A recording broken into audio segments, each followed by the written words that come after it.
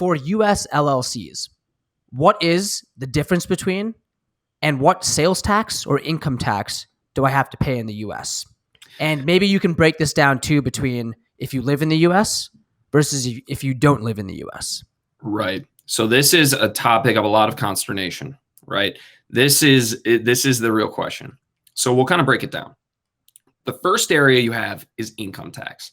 And income tax can be a little tricky, but for many people who form US LLCs, the US will either have a tax treaty with the country you live in, or the income that you make is not considered US sourced income.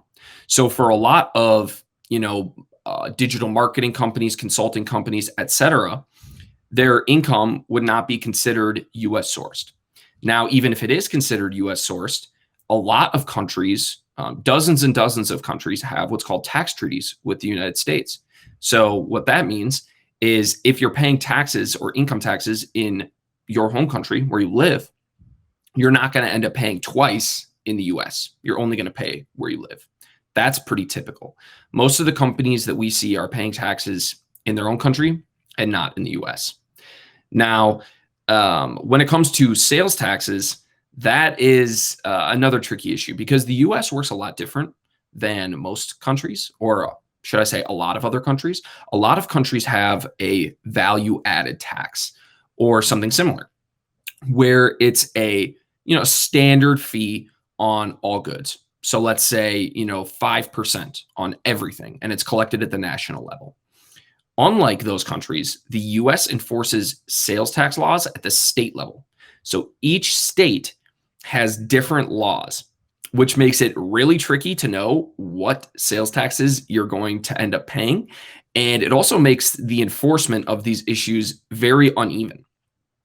A lot of states have what's called a de-minimus exception, which means that if you are below a certain sales threshold, often a couple $100,000 in a particular state, you'll be exempted.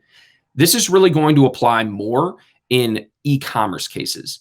Typically, there's some debate on what types of services sales taxes might be rendered on.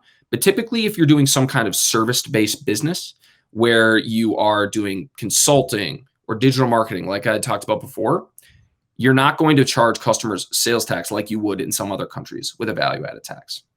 So sales taxes and income taxes can be two kind of tricky issues, but in general, broadly speaking, when it comes to income taxes in the United States, most digital businesses are going to end up paying taxes in the jurisdiction they live and work, as opposed to the US. Now, if you live in the US, like you had said at the beginning of the question, if you live in the US, well, then it's much more clear.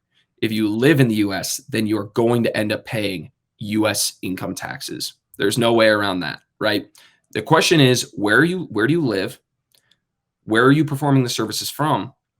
But then there's also the element of where the income is sourced from. And that can get a little bit tricky. So I always advise people to talk to an accountant or to ask about it. But in a lot of cases, the income is not going to be considered US sourced.